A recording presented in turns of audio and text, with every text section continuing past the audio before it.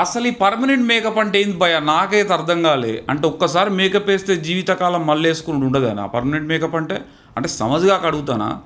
వీళ్ళందరూ permanent makeup క్లినిక్లు, హాస్పిటళ్ళు, గంగా గోదావరి అని పెడతారు కదా. ఈ పర్మనెంట్ మేకప్ అంటే ఏంది? ఒక్కసారి పూసుకున్నది మళ్ళీ పోదనా, లేకుంటే పూసుకున్న క్రీమ్ మళ్ళీ పూసుకునే అవసరం లేదనా? నాకైతే సమజ్ కాలే. మీకేమన్నా అయితే కింద చెప్పురు నాకు. మనం వీడియోలకైతే పోదాం. ఏం వీడియో గురించి అయితే మీకు అర్థమైంది అనుకుంటాను ఇప్పటికే. హాయ్ గాయ్స్, నా పేరు Sriramulendula. Welcome to my channel Shans studios. అస్సలు ముచ్చట్లకు పోతే అప్పట్లో ఏం లొల్లి ఉండకపోయేది కదా. మంచిగా బ్యూటీ పార్లర్ ఉండేది ఇంటికాడ దగ్గరలో. వాడకొట్టి బ్యూటీ పార్లర్ ఉండేది. మనోళ్ళు ఆడోళ్ళు పోయి ఇంత బొమ్మలు తీయించుకునేది, ఇంత మేకప్ వేయించుకునేది, లిప్స్టిక్ ఇంత రాయించుకొని వచ్చేసేది. ఫంక్షన్ అన్నప్పుడు పోయేది. ఇంకా కొన్ని రోజులు అయిన తర్వాత మంచిగా ఫంక్షన్ టైంకి పోయి మంచిగా మేకప్ వేయించేది. మంచిగానే ఉండి ఆడదాకా. లొల్లి ఎప్పుడు మొదలైంది? ఈ బ్యూటీ క్లినిక్లు, పర్మనెంట్ మేకప్ క్లినిక్లు ఇవ్వచ్చినాక లొల్లి మొదలైందని అనిపిస్తుంది నాకైతే. ఎందుకంటే ఇప్పుడు వాళ్ళ దగ్గర కూర్చుంటే ముందర చెప్పేటోళ్ళు నలుగురు, లోపల చేసేటోళ్ళు నలుగురు, ఏం చేసేటోళ్ళు మేకప్లు చేసేటోళ్ళు వీళ్ళందరూ నలుగురు. వీళ్ళకు సర్టిఫికెట్లు ఉన్నాయా తెలియదు, ఈ డాక్టర్లు ఉన్నాయా తెలియదు, ఏం చేస్తానో తెలియదు, ఎందుకు కడతానమో తెలియదు, ఎందుకు పోతానమో తెలియదు. రైట్?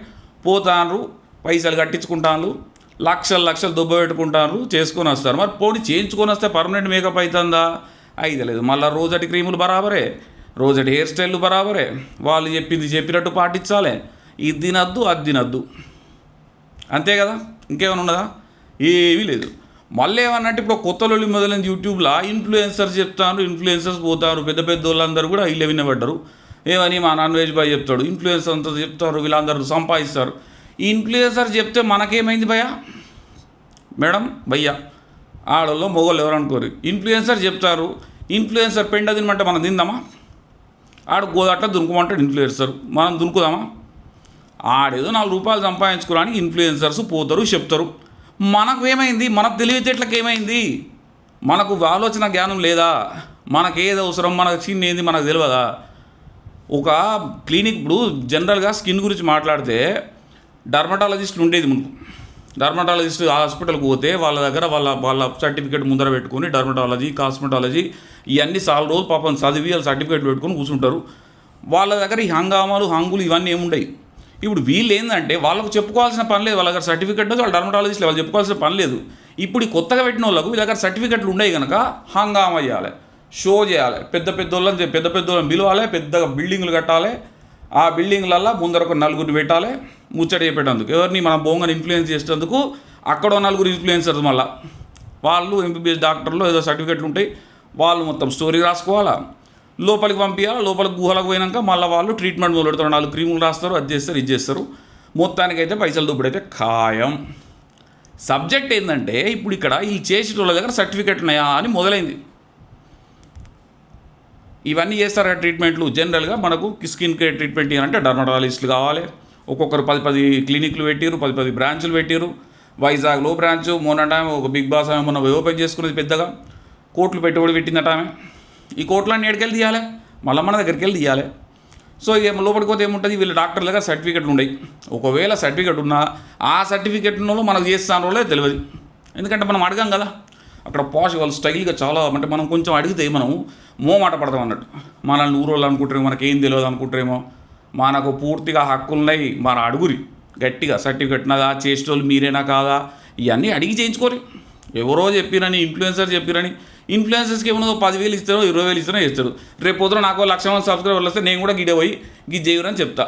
చేయమని చెప్తా, పొలవ నూపుతారా? ఆడు చెప్పిండు కానీ నూపుతారా? మనం కూడా కొంచెం సెన్స్తో ఆలోచించాలి. వాళ్ళు చెప్పింది మనం చేసేది కరెక్టేనా కాదా, అంతేనా కాదా? వీళ్ళు బెట్టింగులు చేయమన్నారు మొన్నటి దాకా. బెట్టింగులు చేయమన్నారు, కోట్ల రూపాయలు తీసుకున్నారు. ఇక పేర్లు ఎందుకు? మస్తు పేర్లు అందరు చెప్పారు, పేర్లు పెద్ద పేర్లు అని చెప్పారు. కోట్లు తీసుకొని లక్షలు దానం చేసే వాళ్ళ పేర్లు చెప్పారు. ఈ లక్షలు దానం చేసే వాళ్ళని మనం చూసి వాళ్ళని దేవుళ్ళు అనుకుంటాం. వాళ్ళని పూజిస్తే వాళ్ళు బెట్టింగ్ యాప్లు చెప్తారు. ఆ బెట్టింగ్ యాప్లో పైసలు పెట్టినోడు ఇంటికి పోతాయి, అంతేనా కదా? ఆయనకేమవుతుంది?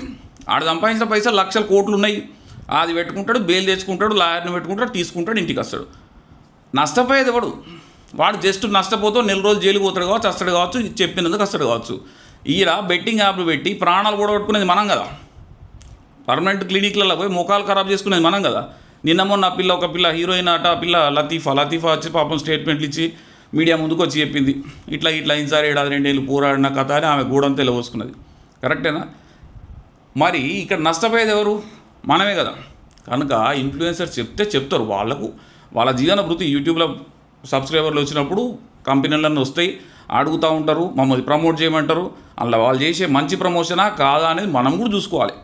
వాళ్ళు చేసినందుకు డబ్బులు వస్తాయి, మనం చేస్తే మనకేం లాభం వస్తుంది మనం చూసుకోవాలి కదా. మనం వాళ్ళు చెప్పిన కాడికి పోతే మనకేం లాభం వస్తుంది మనం చూసుకోవాలి కదా.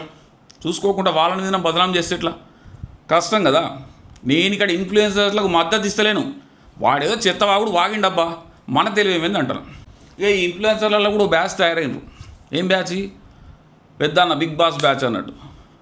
ఈ బిగ్ బాస్ అనేది, నేను కూడా బిగ్ బాస్ రివ్యూస్ ఇస్తా.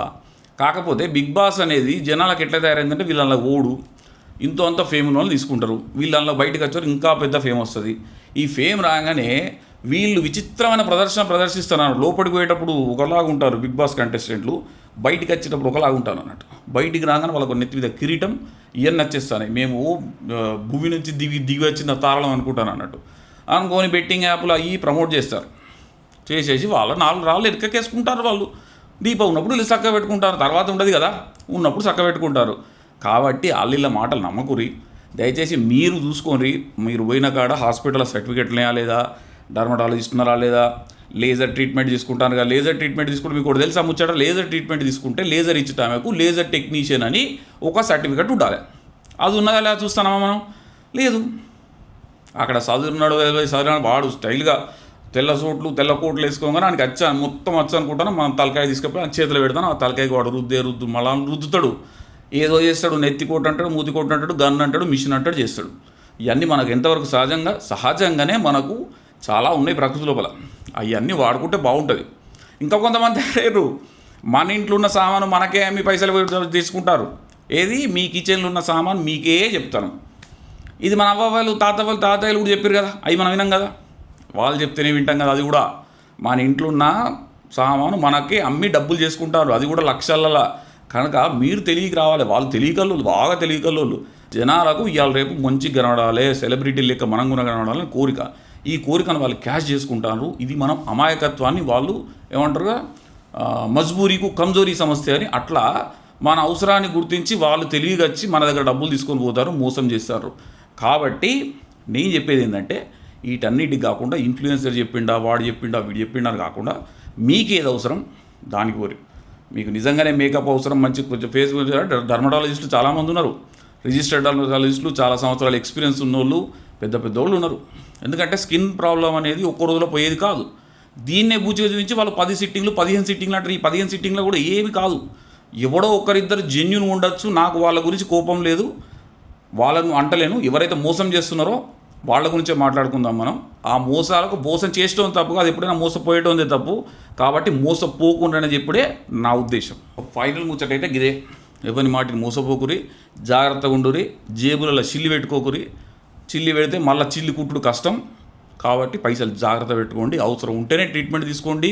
ఈ బెట్టింగ్ ఇవ్వాలి రోజు రాత్రి మొత్తం కరోడ్పతులు అయిదామని బెట్టింగ్ యాప్లలో మాత్రం పెట్టకురి. ఆ చెప్పినోడికి చెప్పినందుకే పైసలు వస్తాయి, మీకు పెట్టిన పైసలు పోతాయి. కనుక వీని బదనాం చేయకుండా మీరే జాగ్రత్తగా ఉండండి, అనవసరంగా వీటి జోలికి పోవద్దు. Okay, thank you so much. Next వీడియోలో కలుద్దాం. ఇంకొక ముచ్చట ఏంటంటే, చాలా ఇంపార్టెంట్ ముచ్చట మర్చిపోయినా, సబ్స్క్రైబ్ కొడతలేరు జనాలు, చూసి సబ్స్క్రైబ్ కొట్టండి. కొంచెం లైక్ కొడితే జనాలకు రీచ్ అవుతుంది. కంటెంట్ నచ్చితేనే కొట్టండి, నచ్చకపోతే కొట్టొద్దు. కంటెంట్ నచ్చి మంచిగానే చెప్పిండు వీడు, మేము మాదిరిగా చెప్పిండు వీడు అనుకుంటే లైక్ కొట్టి, మీరేం మంచిగా చెప్తే కామెంట్ చేస్తే నలుగురికి ఎక్కువ రీచ్ అవుతుంది. కొత్త వాళ్ళు సబ్స్క్రైబ్ చేసుకోండి, పాత వాళ్ళు ఒక లైక్ చేసి మీ మద్దతు తెలపండి. సో ఇట్లాంటి వీడియోలు చాలా చేస్తూ ఉంటా. Thank you so much. This is Sriram Yellendula signing of.